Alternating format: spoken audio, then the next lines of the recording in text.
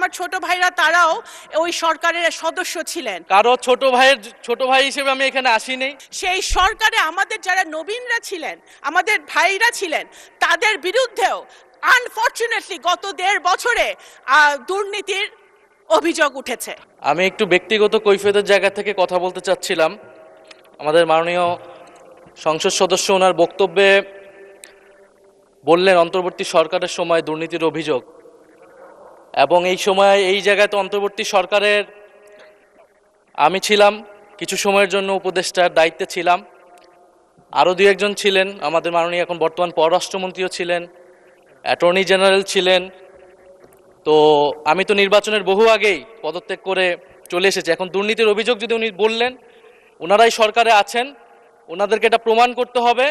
এটার প্রমাণ জাতীয় সংসদে যেহেতু বলেছে, ওনাদেরকে এই প্রমাণ দিতে হবে নাহিদ ইসলামের নামে কি দুর্নীতির অভিযোগ উঠেছে, নাহিদ ইসলাম কোথায় দুর্নীতি করেছেন। মাননীয় স্পিকার, আমি সেই প্রমাণ ওনাদের কাছে চাচ্ছি।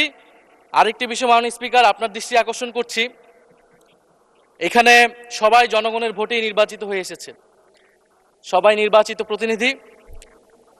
হ্যাঁ, আমার বয়স 28, আজকে আমার জন্মদিন, এবং আমি নবীন সদস্য, কিন্তু এখানে মাননীয় স্পিকার আমিও জনগণের ভোটেই নির্বাচিত হয়ে এসেছি। কারো ছোট ভাই হিসেবে আমি এখানে আসিনি। ফলে সবাই মাননীয় সংসদ সদস্য হিসেবে সবাই যে সম্মান মর্যাদা প্রত্যাশা করে, সবাই যেটা পায়, আমরাও কিন্তু সে একই জিনিস প্রত্যাশা করি। ধন্যবাদ। এটি আপনি মাননীয় স্পিকার দেখবেন। আপনার ধন্যবাদ। মাননীয় বিরোধী দলের চিফ হুইপ, আপনি নিশ্চয়ই লক্ষ্য করেছেন ট্রেজারি বেঞ্চের সদস্যরাও টেবিল চাপড়ে আপনাকে জন্মদিনের অভিনন্দন জানিয়েছে।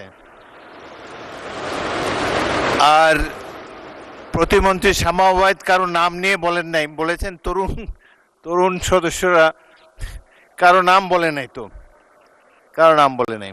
আমাদের দেশের একটা দুর্ভাগ্য হলো, আমরা দেখেছি রাজনৈতিক দলের নেতারা বা নেত্রীরা ইতিহাস লিখতে চায়। যখন আমরা ইতিহাস লেখার চেষ্টা করি, যেমন আমরা দেখেছি গত ফ্যাসিবাদ আওয়ামী লীগ সরকার নিজের আপন মনের মাধুরী মিশিয়ে ইতিহাস বিকৃত করেছিল, সেই ইতিহাস যখন আমরা লিখতে চাই, তখন আমরা আপন মনের মাধুরী মিশিয়ে ইতিহাস লেখার চেষ্টা করি। আমি মনে করি বাংলাদেশের ইতিহাস, মুক্তিযুদ্ধের ইতিহাসবিদদের লেখা উচিত, তাহলে বোঝা যাবে কার কখন কিভাবে কোন সময় কোন ভূমিকা ছিল। রাষ্ট্রপতির ভাষণ, কোন রাষ্ট্রপতির ভাষণ?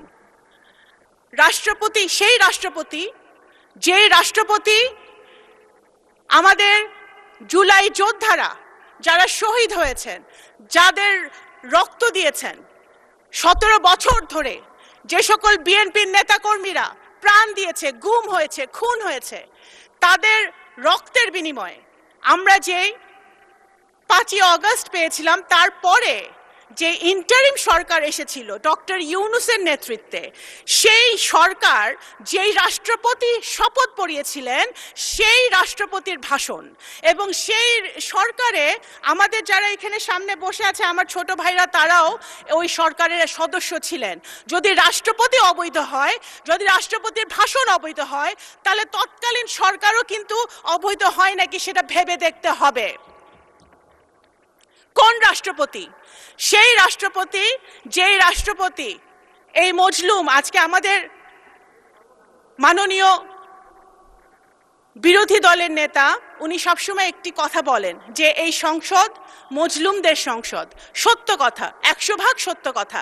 এই সংসদে গুম থেকে ফেরত আসা সংসদ সদস্য আছে, এই সংসদে আয়নাঘর থেকে ফেরত আসা সংসদ সদস্য আছে, এই সংসদে ফাঁসির কেষ্ট থেকে ফেরত আসা সংসদ সদস্য আছে, হাজার হাজার মামলা মাথায় নিয়ে তারা জেল খেটেছে সেই সংসদ সদস্য আছে। সুতরাং এই ইটস এ ইউনিক পার্লামেন্ট। অবশ্যই এই মজলুম কারা আমাদেরকে মজলুম বানিয়েছিল? গত ফ্যাসিবাদী সরকার যারা আমাদেরকে মজলুম বানিয়েছিল, সেই মজলুমের পার্লামেন্টে মজলুম দ্বারা নির্বাচিত রাষ্ট্রপতি এসে যখন ফ্যাসিবাদের বিরুদ্ধে কথা বলে, গুম খুনের বিরুদ্ধে কথা বলে, গণতন্ত্রের পক্ষে কথা বলে, শহীদ জিয়ার পক্ষে কথা বলে, বেগম খালেদা জিয়ার গুণগান গায়, বিএনপির গুণগান গায়, সেটা অবশ্যই আমাদের আন্দোলনের সার্থকতা। মাননীয় স্পিকার,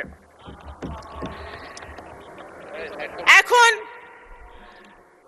আপনারা বললেন ভাই, এখন বিএনপি এমন একটি রাজনৈতিক দল মাননীয় স্পিকার, যেই দলের উপরে বাংলাদেশের জনগণের আশা ভরসা। সুতরাং বিএনপিকে ক্রিটিসাইজ হবে সেটা আমরা জানি। বিএনপি এমন একটি দল যেই দলের নেতাকর্মীরা সেই দলের নেত্রীর মতো আপোষহীন হয়ে একদিনের জন্য আইডেন্টিটি গোপন করে রাজনীতি করে নাই। এই দলের নেতাকর্মীরা ধানের শীষের ব্যাজ লাগিয়ে শহীদ জিয়া, তারেক রহমান, খালেদা জিয়ার টি শার্ট পরে তারা গুলি খেয়েছে, টিয়ার গ্যাস খেয়েছে, জেলে গিয়েছে। তারা পথ গোপন করে অন্য দলে থেকে রাজনীতি করার চেষ্টা করে নাই। মাননীয় স্পিকার, আমাদের বিএনপি সেই দল, শহীদ রাষ্ট্রপতি জিয়াউর রহমানের দল, যিনি দেশের ডেভেলপমেন্টের জন্য কখনো আন্তর্জাতিক জাতীয় কারোর সাথে আপোষ করেন নাই। বেগম খালেদা জিয়ার দল, যিনি দেশের গণতন্ত্রের জন্য, স্বাধীনতা, সার্বভৌমত্বের জন্য কারোর সাথে আপোষ করে নাই। এই দলের হাজার হাজার নেতাকর্মী জান দিয়েছে, প্রাণ দিয়েছে, ভবিষ্যতেও জান দিবে, প্রাণ দিবে।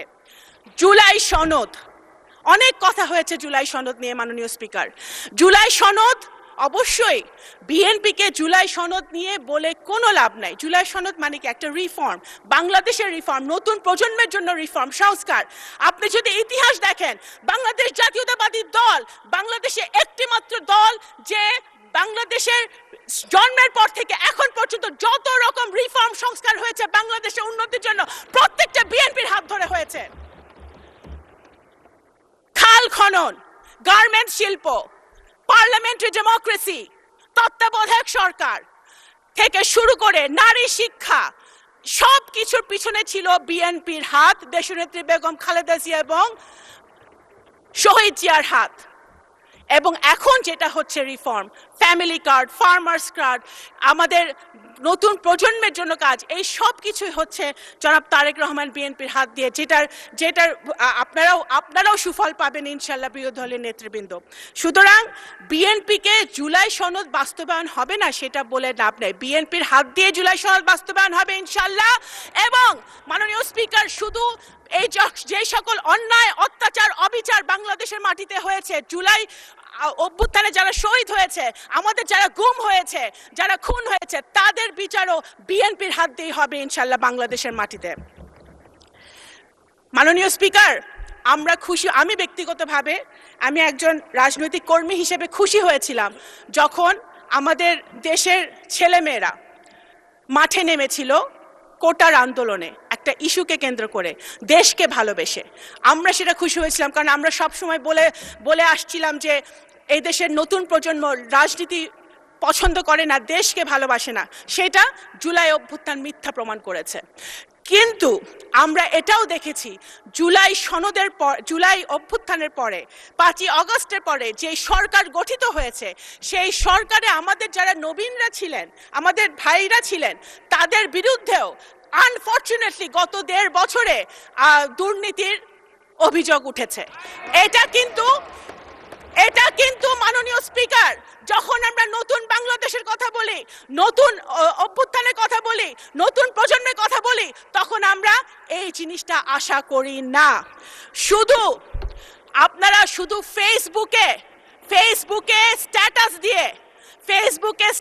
দিয়ে ভাইরাল হওয়ার জন্য বড় বড় কথা বলে পলিটিক্স হয় না মাননীয় স্পিকার।